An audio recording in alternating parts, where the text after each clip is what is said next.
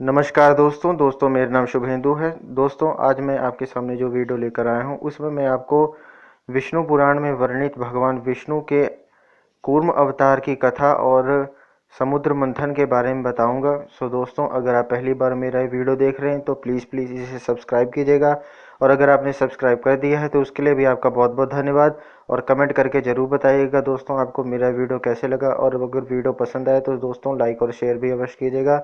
सो दोस्तों इस प्रकार अब मैं आपको भगवान विष्णु के कूर्म अवतार के बारे में और समुद्र मंथन के बारे में जो कथा है वो सुनाता हूँ।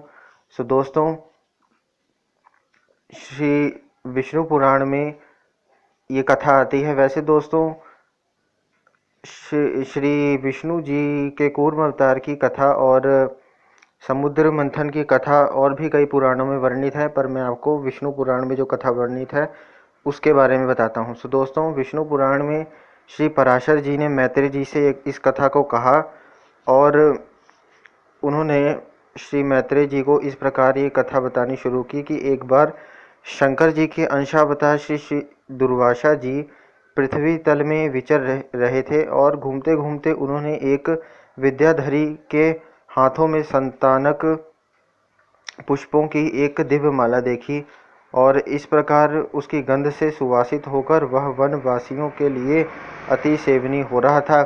तब उन उन्मत्त वृत्ति वाले विप्रवर ने वह सुंदर माला देखकर उसे उस विद्याधर सुंदरी से मांगा। सो दोस्तों इस प्रकार उनके मांगने पर उस बड़े बड़े नेत्रों वाली कृशांगी विद्याधरी ने उन्हें आदर पूर्वक प्रणाम कर वह माला दे दी। सो दोस्तों इस प्रकार श्री पराशर जी ने मैत्रेय जी से कहा कि उन उन्मत्त वेशधारी विप्रवर ने उसे लेकर अपने मस्तक पर डाल लिया और पृथ्वी पर विचरने लगे। इस समय उन्होंने उन्मत्त ऐरावत पर चढ़कर देवताओं के साथ आते हुए त्रैलोक्याधिपति शचीपति इंद्र को देखा। उन्हें देखकर मुनिवर दुर्वासा ने उन्मत्त के समान वह मतवाले भौरों से गुंजायमान माला अपने सिर पर उतारकर देवराज इंद्र के ऊपर फेंक दी। देवराज ने उसे लेकर ऐरावत के मस्तक पर डाल दी। उस समय वह ऐसी सुशोभित हुई मानो कैलाश पर्वत के शिखर पर श्री गंगा जी विराजमान हो। उस मदोन्मत्त हाथी ने भी उसकी गंध से आकर्षित हो उसे सूंड से सूंघकर पृथ्वी पर फेंक दिया। उसके बाद श्री पराशर जी ने मैत्रेय जी को बताया कि यह देखकर मुनिश्रेष्ठ भगवान श्री दुर्वासा जी अति क्रोधित हुए और देवराज इंद्र से इस प्रकार बोले कि अरे ऐश्वर्य के मद से दूषित चित्त इंद्र, तू बड़ा ही ढीठ है। तूने मेरी दी हुई संपूर्ण शोभा की धाम माला का कुछ भी आदर नहीं किया। अरे तूने ना तो प्रणाम करके बड़ी कृपा की ऐसा ही कहा, और न हर्ष से प्रसन्न वदन होकर उसे अपने सिर पर ही रखा। रे मूढ़, तूने मेरी दी हुई माला का कुछ भी मूल्य नहीं किया, इसलिए तेरा त्रिलोकी का वैभव नष्ट हो जाएगा। सो इंद्र, निश्चय ही तू मुझे और ब्राह्मणों के समान नहीं समझता है, इसलिए तुझ अति मानी अभिमानी ने हमारा इस प्रकार अपमान किया है। इसलिए तूने मेरी दी हुई माला को पृथ्वी पर फेंका है, इसलिए तेरा यह त्रिभुवन भी शीघ्र ही श्रीहीन हो जाएगा।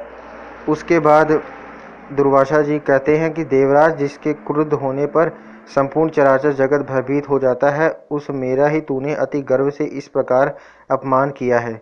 इस प्रकार श्री पराशर जी बोले कि तब तो इंद्र ने तुरंत ही ऐरावत हाथी से उतरकर निष्पाप मुनिवर दुर्वासा जी को अनुनय विनय करके प्रसन्न किया। तब उसके प्रणाम आदि करने से प्रसन्न होकर मुनिश्रेष्ठ दुर्वासा जी उससे इस प्रकार कहने लगे। श्री दुर्वासा जी ने इंद्र से कहा, मैं कृपालु चित्त नहीं हूँ, मेरे अंतःकरण में क्षमा को स्थान नहीं है। वे मुनिजन तो और ही हैं, तुम समझो मैं तो दुर्वासा हूँ ना। गौतम आदि अन्य मुनिजनों ने व्यर्थ ही तुझे इतना मुंह लगा लिया है, पर याद रख, मुझ दुर्वासा का सर्वस्व तो क्षमा न करना ही है। दया मूर्ति वशिष्ठ आदि के बढ़ चढ़कर स्तुति करने से तू इतना गर्वीला हो गया कि आज मेरा भी अपमान करने चला है। अरे आज त्रिलोकी में ऐसा कौन है जो मेरे प्रज्वलित जटा कलाप और टेढ़ी भ्रुकुटी को देखकर भयभीत न हो जाए। रे शतक्रतो, तू बारंबार अनुनय विनय करने का ढोंग क्यों करता है? तेरे इस कहने सुनने से क्या होगा, मैं क्षमा नहीं कर सकता। श्री पराशर जी ने फिर कहा कि इस प्रकार कहकर वे विप्रवर वहां से चल दिए, और इंद्र भी ऐरावत पर चढ़कर अमरावती को चले गए। उसके बाद श्री पराशर जी ने मैत्रेय जी से कहा, तभी से इंद्र के सहित तीनों लोक वृक्ष लता आदि के क्षीण हो जाने से श्रीहीन और नष्ट भ्रष्ट होने लगे। तब से यज्ञों का होना बंद हो गया, तपस्वियों ने तप करना छोड़ दिया तथा लोगों का दान आदि धर्मों में चित्त नहीं रहा। उसके बाद संपूर्ण लोक लोभादि के वशभूत हो जाने से सत्व शून्य अर्थात सामर्थ्यहीन हो गए और तुच्छ वस्तुओं के लिए भी लालायित रहने लगे। जहाँ सत्व होता है वहीं लक्ष्मी रहती है और सत्व भी लक्ष्मी का ही साथी है। श्रीहीन होने में भला सत्व कहाँ। और इस प्रकार बिना सत्व के गुण कैसे ठहर सकते हैं। बिना गुणों के पुरुष में बल शौर्य आदि सभी का अभाव हो जाता है और निर्बल तथा अशक्त पुरुष सभी से अपमानित होता है। अपमानित होने पर प्रतिष्ठित पुरुष की वृद्धि बिगड़ जाती है। इस प्रकार त्रिलोकी के श्रीहीन और सत्व रहित हो जाने पर दैत्य और दानवों ने देवताओं पर चढ़ाई कर दी। सत्व और वैभव से शून्य होने पर भी दैत्यों ने लोभवश निसत्व और श्रीहीन देवताओं से घोर युद्ध ठाना। अंत में दैत्यों द्वारा देवता लोग परास्त हुए। तब इंद्रादि समस्त देवगण अग्निदेव को आगे कर महाभाग पितामह श्री ब्रह्मा जी की शरण गए। देवताओं से संपूर्ण वृत्तांत सुनकर श्री ब्रह्मा जी ने उनसे कहा, हे देवगण, तुम दैत्य दलन परावरेश्वर भगवान विष्णु की शरण जाओ और जो आरोप से संसार की उत्पत्ति स्थिति और संहार के कारण है किंतु वास्तव में कारण भी नहीं है, और जो चराचर के ईश्वर प्रजापतियों के स्वामी सर्व व्यापक अनंत और अजय हैं तथा जो अजन्मा किंतु कार्य रूप में परिणत हुए प्रधान मूल प्रकृति और पुरुष के कारण हैं एवं शरणागत वत्सल हैं, शरण जाने पर वे अवश्य तुम्हारा मंगल करेंगे। इस प्रकार श्री पराशर जी बोले, हे मैत्रेय, संपूर्ण देवगणों से इस प्रकार कह लोक पितामह श्री ब्रह्मा जी भी उनके साथ क्षीर सागर के उत्तरी तट पर गए। वहां पहुंचकर पितामह ब्रह्मा जी ने समस्त देवताओं के साथ परावर नाथ श्री विष्णु भगवान जी की अति मंगलमय वाक्यों से स्तुति की। उसके बाद ब्रह्मा जी कहने लगे, जो समस्त अणुओं से भी अणु और पृथ्वी आदि समस्त गुरुओं भारी पदार्थों से भी गुरु भारी हैं, उन निखिल लोक विश्राम पृथ्वी के आधार रूप अग्नि अप्रकाश्य अभेद सर्वरूप सर्वेश्वर अनंत अज और अव्यय नारायण को मैं नमस्कार करता हूँ। मेरे सहित संपूर्ण जगत जिसमें स्थित है, जिससे उत्पन्न हुआ है और जो देव सर्वभूतमय है और जो पर प्रधान आदि से भी पर हैं, जो पर पुरुष से भी पर हैं, मुक्ति लाभ के लिए मोक्षकामी मुनिजन जिनका ध्यान धरते हैं तथा जिस ईश्वर में सत्वादि प्राकृतिक गुणों का सर्वथा अभाव है, वह समस्त शुद्ध पदार्थों से भी परम शुद्ध परमात्म स्वरूप आदि पुरुष हम पर प्रसन्न हो।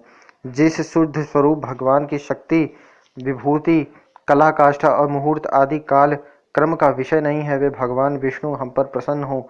जो शुद्ध स्वरूप होकर भी उपचार से परमेश्वर परमा महालक्ष्मी ईश्वर पति अर्थात श्री लक्ष्मीपति कहलाते हैं और जो समस्त देहधारियों के आत्मा हैं, वे श्री विष्णु भगवान हम पर प्रसन्न हो।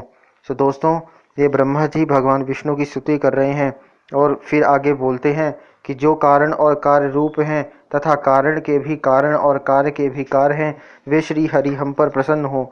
और जो कार्य महतत्व के कार्य अहंकार का भी कार्य तन्मात्रा पंचक है, उसके कार्य भूत पंचक का भी कार्य ब्रह्मांड जो स्वयं है और जो उसके कार्य ब्रह्मा दक्षादि का भी कार्य भूत प्रजापतियों के पुत्र पौत्रादि हैं, उसे हम प्रणाम करते हैं। तथा जो जगत के कारण ब्रह्मादि का कारण ब्रह्मांड और उसके कारण भूत पंचक के कारण पंचतन मात्रा के कारणों अहंकार महतत्वादि का भी हेतु मूल प्रकृति है, उस परमेश्वर को हम प्रणाम करते हैं। जो भोक्ता और भोग्य सृष्टा और सृज्य तथा कर्ता और कार्य रूप स्वयं ही है, उस परम पद को हम प्रणाम करते हैं। जो विशुद्ध बोध स्वरूप नित्य अजन्मा अक्षय अव्यय अव्यक्त और अविकारी है, वही श्री विष्णु जी का परम पद परम स्वरूप है। जो न स्थूल है न सूक्ष्म और न किसी अन्य विशेषण का विषय है, वही भगवान विष्णु का नित्य निर्मल परम पद है, हम उनको प्रणाम करते हैं। जिसके आयुतांश 10,000वें अंश के आयुतांश से यह विश्व रचना की शक्ति स्थित है तथा जो पर ब्रह्म स्वरूप है, उस अव्यय को हम प्रणाम करते हैं। नित्य युक्त योगी गण अपने पुण्य पापादि का क्षय हो जाने पर ओंकार द्वारा चिंतनीय जिस अविनाशी पद का साक्षात्कार करते हैं वही भगवान विष्णु का परम पद है, जिसको देवगण, मुनिगण, शंकर जी और मैं कोई भी नहीं जान सकते। वही परमेश्वर श्री विष्णु जी का परम पद है। जिस अभूतपूर्व देव की ब्रह्मा, विष्णु और शिव रूप शक्तियां हैं, जो वही हैं, वही भगवान विष्णु का परम पद है। हे सर्वेश्वर, हे सर्वभूतात्मन, हे सर्वस्वरूप, हे सर्वाधर अर्थात हे सर्वाधार, हे अच्युत, हे विष्णु, हम भक्तों पर प्रसन्न होकर हमें दर्शन दीजिए। सो दोस्तों, इस प्रकार श्री पराशर जी ने मैत्रेय जी से कहा कि ब्रह्मा जी के इन उद्गारों को सुनकर देवगण भी प्रणाम करके बोले, प्रभु हम पर प्रसन्न होकर हमें दर्शन दीजिए। हे जगतधाम सर्वगत अच्युत, जिसे ये भगवान ब्रह्मा जी भी नहीं जानते, आपके उस परम पद को हम प्रणाम करते हैं। तदनंतर ब्रह्मा और देवगणों के बोल चुकने पर बृहस्पति आदि समस्त देवर्षि गण कहने लगे, जो परम स्तवनीय आदि यज्ञ पुरुष हैं और पूर्वजों के भी पूर्व पुरुष हैं, उन जगत के रचयिता निर्विशेष परमात्मा को हम नमस्कार करते हैं। हे भूत भव्येश यज्ञ मूर्तिधर भगवान, हे अव्यय, हम सब शरणागतों पर आप प्रसन्न होइए और दर्शन दीजिए। हे नाथ, हमारे सहित ये ब्रह्मा जी, रुद्रों के सहित भगवान शंकर, 12 आदित्यों के सहित भगवान पूषा, अग्नियों के सहित पावक और ये दोनों अश्विनी कुमार, 8 वसु, समस्त मरुदगण, साध्यगण, विश्वदेव तथा देवराजेंद्र, ये सभी देवगण दैत्य सेना से पराजित होकर अति प्रणत हो आपकी शरण में आए हैं।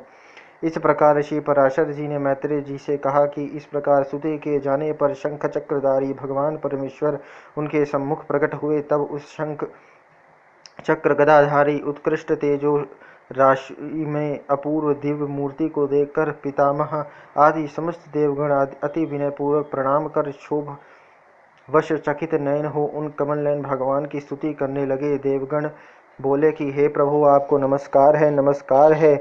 आप निर्विशेष हैं, तथापि आप ही ब्रह्मा हैं, आप ही शंकर हैं, तथा आप ही इंद्र, अग्नि, पवन, वरुण, सूर्य और यमराज हैं। हे देव, वसुगण, मरुदगण, साध्यगण और विश्व देवगण भी आप ही हैं, तथा आपके सम्मुख जो यह देव समुदाय है, हे जगत सृष्टा, वह भी आप ही हैं, क्योंकि आप सर्वत्र परिपूर्ण हैं। आप ही यज्ञ हैं, आप ही भट्टकार हैं, तथा आप ही ओंकार और प्रजापति हैं। हे सर्वात्मन, विद्या, वेद्य और संपूर्ण जगत आप ही का स्वरूप तो है। हे विष्णु, हे परम परमेश्वर, दैत्यों से परास्त हुए हम आतुर होकर आपकी शरण में आए हैं। हे सर्वस्वरूप, आप हम पर प्रसन्न होइए और अपने तेज से हमें सशक्त कीजिए। हे प्रभु, जब तक जीव संपूर्ण पापों को नष्ट करने वाले आपकी शरण में नहीं जाता, तभी तक उसमें दीनता, इच्छा, मोह और दुख आदि रहते हैं। हे प्रसन्नात्मन, हम शरणागतों पर आप प्रसन्न होइए और हे नाथ, अपनी शक्ति से हम सब देवताओं के खोए हुए तेज को फिर बढ़ाइए। इस प्रकार श्री पराशर जी ने मैत्रेय जी से कहा कि विनीत देवताओं द्वारा इस प्रकार स्तुति किए जाने पर विश्वकर्ता भगवान श्री हरि प्रसन्न होकर इस प्रकार बोले, हे देवगण, मैं तुम्हारे तेज को फिर बढ़ाऊंगा। तुम इस समय मैं जो कुछ कहता हूँ वह करो। तुम दैत्यों के साथ संपूर्ण औषधियाँ लाकर अमृत के लिए क्षीर सागर में डालो और मंदराचल की मथानी तथा वासुकी नाग को नेति बनाकर उसे दैत्य और दानवों के सहित मेरी सहायता से मथकर अमृत निकालो। तुम लोग सामनीति का अवलंबन कर दैत्यों से कहो कि इस काम में सहायता करने में आप लोग भी इसके फल में समान भाग पाएंगे। समुद्र के मथने पर उससे जो अमृत निकलेगा, उसका पान करने से तुम सबल और अमर हो जाओगे। हे देवगण, तुम्हारे लिए मैं ऐसी युक्ति करूंगा जिससे तुम्हारे द्वेषी दैत्यों को अमृत न मिल सकेगा और उनके हिस्से में केवल समुद्र मंथन का क्लेश ही आएगा। इस प्रकार श्री पराशर जी बोले कि तब देव भगवान विष्णु जी के ऐसा कहने पर सभी देवगण दैत्यों से संधि करके अमृत की प्राप्ति के लिए यत्न करने लगे। उसके बाद देव, दानव और दैत्यों ने नाना प्रकार की औषधियाँ लाकर उन्हें शरद ऋतु के आकाश की सी निर्मल कांति वाले क्षीर सागर के जल में डाला और मंदराचल को मथानी तथा वासुकी नाग को नेति बनाकर बड़े वेग से अमृत मथन आरंभ किया। भगवान ने जिस ओर वासुकी की पूंछ थी उस ओर देवताओं को तथा जिस ओर मुख था उधर दैत्यों को नियुक्त किया। महातेजस्वी वासुकी के मुख से निकलते हुए निश्वाग्नि से झुलस कर सभी दैत्यगण निस्तेज हो गए और उसी श्वास वायु से विक्षिप्त हुए मेघों के पूंछ की ओर बरसते रहने से देवताओं की शक्ति बढ़ती गई। उसके बाद भगवान स्वयं कूर्म रूप। सो दोस्तों, इस प्रकार भगवान जो हैं वो कूर्म रूप अर्थात कछुए का अवतार धारण करते हैं, कूर्म अवतार धारण करते हैं और क्षीर सागर में घूमते हुए मंदराचल के आधार होते हैं, अर्थात वो मंदराचल पर्वत को अपनी पीठ पर स्थापित कर लेते हैं और वे ही चक्र गदाधर भगवान अपने एक अन्य रूप से देवताओं में और एक रूप से दैत्यों में मिलकर नागराज को खींचने लगे थे। उसके बाद एक अन्य विशाल रूप से जो देवता और दैत्यों को दिखाई नहीं देता था, श्री केशव ने ऊपर से पर्वत को दबा रखा था। भगवान श्रीहरि अपने तेज से नागराज वासुकी में बल का संचार करते थे और अपने अन्य तेज से वे देवताओं का बल बढ़ा रहे थे। इस प्रकार देवता और दानवों द्वारा क्षीर समुद्र के मथे जाने पर पहले यज्ञ सामग्री की आश्चर्यरूपा सुरपूजिता कामधेनु उत्पन्न हुई। हे महामुने, उस समय देव और दानवगण अति आनंदित हुए और उसकी ओर चित्त खिंच जाने से उनकी टकटकी बंध गई। दोस्तों, कुछ पुराणों में यह भी उल्लेख मिलता है कि पहले कालकुट जो हलाहल विष था वो उत्पन्न हुआ था और उसे शंकर जी ने अपने कंठ में स्थापित किया था, जिससे वो नीलकंठ कहलाए थे। सो दोस्तों, इस प्रकार उस समय आगे की कथा में देव और दानवगण अति आनंदित हुए और उसकी ओर चित्त खिंच जाने से उनकी टकटकी बंध गई थी, जो कामधेनु उत्पन्न हुई थी। सो कामधेनु की ओर उनका चित्त खिंच जाने से सभी लोग क्या कहने लगे कि फिर स्वर्गलोक में यह क्या है, यह क्या है। इस प्रकार चिंता करते हुए सिद्धों के समक्ष मद से घूमते हुए नेत्रों वाली वारुणी देवी प्रकट हुई और पुनः मंथन करने पर उस क्षीर सागर से अपनी गंध से त्रिलोकी को सुगंधित करने वाला तथा सुर सुंदरियों का आनंदवर्धक कल्प वृक्ष उत्पन्न हुआ। उसके बाद तत्पश्चात क्षीर सागर से रूप और उदारता आदि गुणों से युक्त और अति अद्भुत अप्सराएं प्रकट हुई और फिर चंद्रमा प्रकट हुआ, जिसे महादेव जी ने ग्रहण कर लिया। इसी प्रकार क्षीर सागर से उत्पन्न हुए विष को नागों ने ग्रहण किया। सो दोस्तों, विष्णु पुराण में इस विष को बाद में बताया गया है। सो दोस्तों, आप तो जानते हैं प्रभु अनंत हैं, उनकी कथाएं अनंत हैं, लीलाएं अनंत हैं। सो उनकी लीला वही जानते हैं। फिर श्वेत वस्त्रधारी साक्षात भगवान। सो दोस्तों, विष को तो नागों ने ग्रहण किया, फिर श्वेत वस्त्रधारी साक्षात भगवान जो थे वो धन्वंतरी जी अमृत से भरा कमंडलू लिए हुए प्रकट हुए। दोस्तों, ये धन्वंतरी जी जो हैं आयुर्वेद के जनक माने जाते हैं और ये भगवान विष्णु जी के ही अवतार थे। और धन्वंतरी जी जो थे अमृत से भरा कमंडलू लेकर प्रकट हुए। और कईयों में लिखा है कि वो, कई पुराणों में ये भी लिखा है कि वो जो धन्वंतरी जी थे वो अमृत का कलश लिए हुए थे। कमंडलू, यहाँ पर कमंडलू वर्णित है। तो दोस्तों, श्री विष्णु पुराण में यहाँ पर कमंडलू वर्णित है और कई पुराणों में कलश का भी उल्लेख मिलता है। उसके प्रकार उस समय मुनिगण के सहित समस्त दैत्य और दानवगण स्वस्थ चित्त होकर बहुत ही प्रसन्न हुए। सो दोस्तों, इस प्रकार कई जगह कथाओं में और कई पुराणों में ये उल्लेख भी मिलता है कि धन्वंतरी जी जब कलश लेकर, या जिस प्रकार विष्णु पुराण में यहाँ पर बताया गया है कि धन्वंतरी जी कलश कमंडलू लेकर उत्पन्न हुए हैं पृथ्वी से, उस प्रकार उनके उत्पन्न होने के बाद जो दैत्य और देवता थे वो अमृत कलश या कमंडलू की ओर झपट पड़े और उसे भगवान धन्वंतरी से छीनना चाह रहे थे। और इस प्रकार जब छीना झपटी हुई तो भगवान धन्वंतरी जी जो थे वो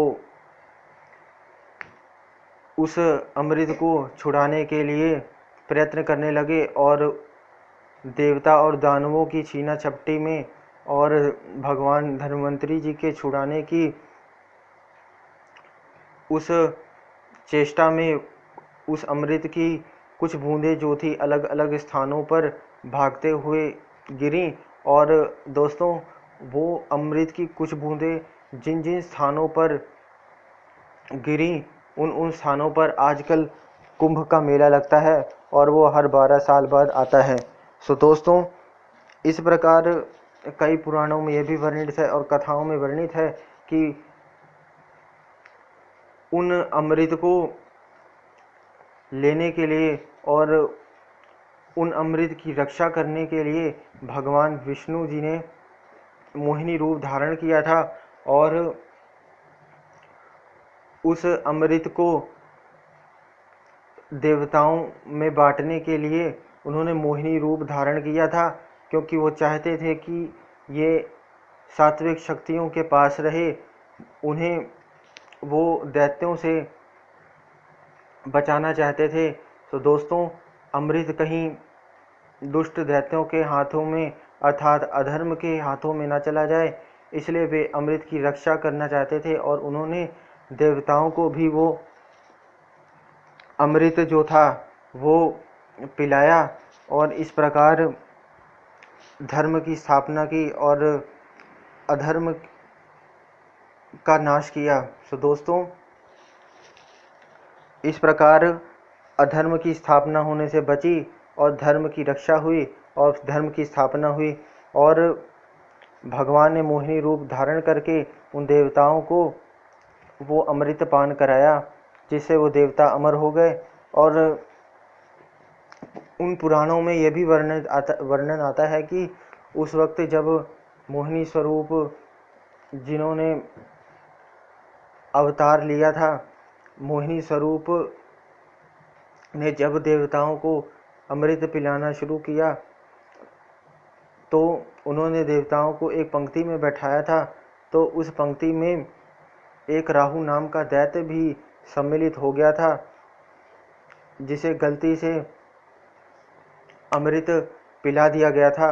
और तब चंद्रमा और सूर्य के भेद खोलने पर कि यह देवता नहीं, ये तो राहु नाम का दैत्य है, उस दैत्य का भंडा फोड़ दिया और इस प्रकार वो राहु दैत्य अपने वास्तविक स्वरूप में आया और अमृत पी लेने के कारण वो राक्षस जो था बहुत ही दुराचार के कारण अट्टहास करके हंस रहा था और उसके इस कृत्य के कारण भगवान विष्णु को उस पर काफ़ी क्रोध आया और भगवान विष्णु जो थे अपनी मोहिनी स्वरूप से अपने वास्तविक स्वरूप में आए और अपने अवतार स्वरूप से वापस आने के कारण उन्होंने राहु का शीश अपने सुदर्शन चक्र से काट दिया। और दोस्तों, जो राहु का शीश था वो तो राहु ही रहा, परंतु उसका जो नीचे का धड़ था वो केतु रूप में हो गया। और इस प्रकार भगवान विष्णु ने जब उसका शीश काट दिया तब भगवान विष्णु को उस दैत्य पर दया आ गई और उन्होंने उसे ग्रह हो जाने का आशीर्वाद दे दिया। सो दोस्तों, ऐसा भी माना जाता है कि जो सूर्य और चंद्र ग्रहण लगता है उसी राहु ग्रह के कारण लगता है, क्योंकि सूर्य और चंद्र ने उस राहु का भंडा फोड़ा था, उसके बारे में बताया था। सो इसी कारण वो राहु सूर्य और चंद्र ग्रहण के वक्त चंद्रमा और सूर्य का ग्रास करता है। सो दोस्तों, इस प्रकार अलग अलग पुराणों में अलग अलग कथाओं में यह वर्णित है। सो दोस्तों, अब जो विष्णु पुराण में ये कथा वर्णित है उसके बाद क्या हुआ वो मैं आपको बताता हूँ। विष्णु पुराण में जो वर्णित है दोस्तों, उसमें अमृत से भरे कमंडलू लिए हुए जब भगवान धन्वंतरि प्रकट हुए, उसके बाद विकसित कमल पर विराजमान स्फुट कांतिमयी श्री लक्ष्मी देवी हाथों में कमल पुष्प धारण किए क्षीर समुद्र से प्रकट हुई। सो उस समय महर्षिगण अति प्रसन्नता पूर्वक श्री सूक्त द्वारा उनकी स्तुति करने लगे तथा विश्वावसु आदि गंधर्वगण उनके सम्मुख गान और घृताचि आदि अप्सराएं नृत्य करने लगी। उन्हें अपने जल से स्नान कराने के लिए गंगा जी आदि नदियां स्वयं उपस्थित हुईं और दिग्गजों ने स्वर्ण कलशों से भरे हुए उनके निर्मल जल से सर्वलोक महेश्वरी श्री लक्ष्मी देवी को स्नान कराया और क्षीर सागर ने मूर्तिमान होकर उन्हें विकसित कमल पुष्पों की माला दी तथा विश्वकर्मा ने उनके अंग प्रत्यंग में विविध आभूषण पहनाए और इस प्रकार दिव्य माला और वस्त्र धारण कर दिव्य जल से स्नान कर दिव्य आभूषणों से विभूषित हो श्री लक्ष्मी जी जो थीं संपूर्ण देवताओं के देखते देखते श्री भगवान विष्णु के पास विराजमान हो गईं।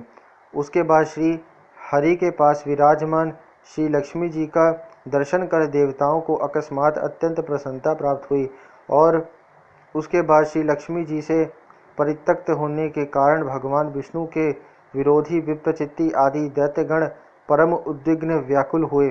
तब उन महाबलवान दैत्यों ने श्री धन्वंतरी जी के हाथ से वह कमंडलू छीन लिया। सो दोस्तों, अब विष्णु पुराण में अब धन्वंतरी जी की भी कथा है जिसमें उनसे कमंडलू छीन लेने का वर्णन आ रहा है।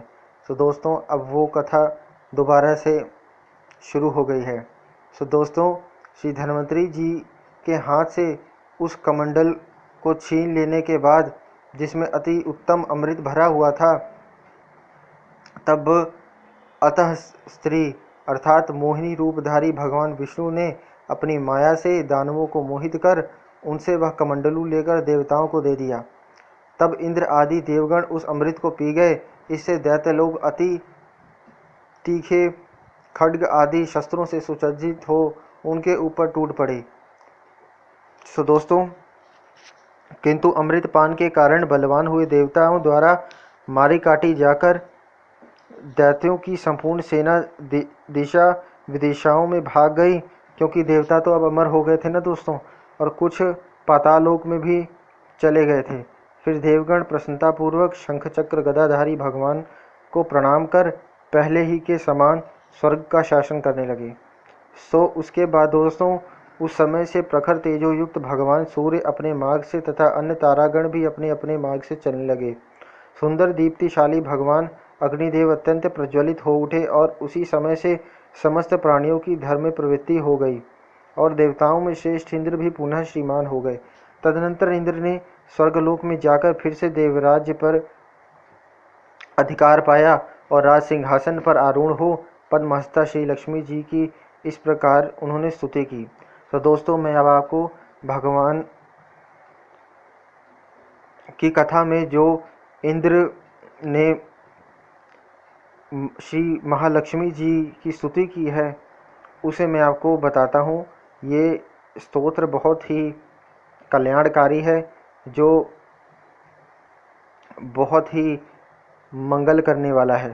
तो दोस्तों, इंद्र ने श्री लक्ष्मी जी की इस प्रकार स्तुति की कि संपूर्ण लोगों की जननी विकसित कमल के सदृश नेत्रों वाली भगवान विष्णु के पास विराजमान कमलोद्भवा श्री लक्ष्मी देवी जी को मैं नमस्कार करता हूँ। कमल ही जिनका निवास स्थान है, कमल ही जिनके कर कमलों में सुशोभित हैं तथा कमल दल के समान ही जिनके नेत्र हैं, उन कमल मुखी कमलनाथ प्रिया श्री कमला देवी को ही मैं वंदना करता हूँ। और हे देवी, आप सिद्धि हो, सदा हो, स्वाहा हो, सुधा हो और त्रिलोकी को पवित्र करने वाली हो तथा आप ही संध्या, रात्रि, प्रभा, विभूति, मेधा, श्रद्धा और सरस्वती हो। हे शोभने यज्ञ विद्या, कर्मकांड, महाविद्या, उपासना और गुह विद्या अर्थात इंद्रजाल तुम ही हो तथा हे देवी, आप ही मुक्ति फलदायिनी आत्मविद्या हो। हे देवी, आन्वीक्षिकी अर्थात तर्क विद्या, वेदत्रय, वार्ता, शिल्प, वाणिज्यादि और दंड नीति, राजनीति भी आप ही हो। आप ही ने अपने शांत और उग्र रूप से यह समस्त संसार व्याप्त किया हुआ है। हे देवी, आपके बिना और ऐसी कौन स्त्री है जो देवदेव भगवान गदाधर के योगी जन चिंतित सर्वज्ञ सर्वयज्ञ में शरीर का आश्रय पा सके। हे देवी, आपके छोड़ देने पर संपूर्ण त्रिलोकी नष्ट हो गई थी, अब आप ही ने उसे पुनः जीवन दान दिया है। हे महाभागे, स्त्री, पुत्र, ग्रह, धन, धान्य तथा सुहृद ये सब सदा आप ही के दृष्टिपात से मनुष्यों को मिलते हैं। हे देवी, आपकी कृपा दृष्टि के पात्र पुरुषों के लिए शारीरिक आरोग्य, ऐश्वर्य, शत्रु पक्ष का नाश और सुख आदि कुछ भी दुर्लभ नहीं है। आप संपूर्ण लोकों की माता हो और देवदेव भगवान हरि पिता हैं। हे मात, आपसे और श्री विष्णु भगवान से यह सकल चराचर जगत व्याप्त है।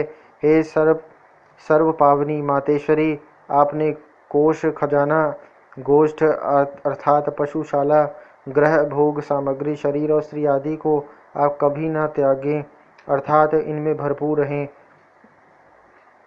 आप विष्णु वक्षस्थल निवासिनी हैं। हमारे पुत्र, सुहृद, पशु और भूषण आदि को आप कभी न छोड़ें। हे अमले, जिन मनुष्यों को आप छोड़ देती हो उन्हें सत्व अर्थात मानसिक बल, सत्य, शौच और शील आदि गुण भी शीघ्र ही त्याग देते हैं, और आपकी कृपा दृष्टि होने पर तो गुणहीन पुरुष भी शीघ्र ही शील आदि संपूर्ण गुण और कुलीनता तथा ऐश्वर्य आदि से संपन्न हो जाते हैं। हे देवी, जिस पर आपकी कृपा दृष्टि है वही प्रशंसनीय है, वही गुणी है, वही धन भाग्य है, और वही कुलीन और बुद्धिमान है, तथा वही शूरवीर और पराक्रमी है। हे विष्णु प्रिय, हे जगत जननी, आप जिससे विमुख हो उसकी तो शील आदि सभी गुण तुरंत अवगुण रूप हो जाते हैं। हे देवी, आपके गुणों का वर्णन करने में तो श्री ब्रह्मा जी की रचना भी समर्थ नहीं है, फिर मैं क्या कर सकता हूँ। अतः हे कमल नयने, अब मुझ पर प्रसन्न हो और मुझे कभी न छोड़ो। इस प्रकार दोस्तों, श्री पराशर जी ने मैत्रेय जी से कहा कि इस प्रकार सम्यक स्तुति किए जाने पर सर्वभूत स्थिता श्री लक्ष्मी जी सब देवताओं के सुनते हुए इंद्र से इस प्रकार बोलीं। सो लक्ष्मी जी बोलीं कि हे देवेश्वर इंद्र, मैं तेरे इस स्तोत्र से अति प्रसन्न हूँ। तुझको जो अभीष्ट हो वही वर मांग लो, मैं तुझे वर देने के लिए ही यहाँ आई हूँ। इस प्रकार इंद्र बोले कि हे देवी, यदि आप वर देना चाहती हैं और मैं भी यदि वर पाने योग्य हूँ तो मुझको पहला वर तो यह दीजिए कि आप इस त्रिलोकी का कभी त्याग न करें, और हे समुद्र संभवे, दूसरा वर मुझे यह दीजिए कि जो कोई आपकी इस स्तोत्र से स्तुति करे उसे आप कभी न त्यागें। श्री लक्ष्मी जी ने कहा कि हे देव श्रेष्ठ इंद्र, मैं अब इस त्रिलोकी को कभी न छोड़ूंगी। तेरे स्तोत्र से प्रसन्न होकर मैं तुझे यह वर देती हूँ, तथा जो कोई मनुष्य प्रातःकाल और सायंकाल के समय इस स्तोत्र से मेरी स्तुति करेगा उससे मैं भी कभी विमुख न होंगी। इस प्रकार श्री पराशर जी ने मैत्रेय जी से कहा कि इस प्रकार पूर्व काल में महाभागा श्री लक्ष्मी जी ने देवराज की स्तोत्र रूप आराधना से संतुष्ट होकर उन्हें ये वर दिए। लक्ष्मी जी पहले भृगु जी के द्वारा ख्याति नामक स्त्री से उत्पन्न हुई थी। फिर अमृत मंथन के समय देव और दानवों के प्रयत्न से वे समुद्र से प्रकट हुई। इस प्रकार संसार के स्वामी देवाधिदेव श्री विष्णु भगवान जब जब अवतार धारण करते हैं तभी लक्ष्मी जी उनके साथ रहती हैं।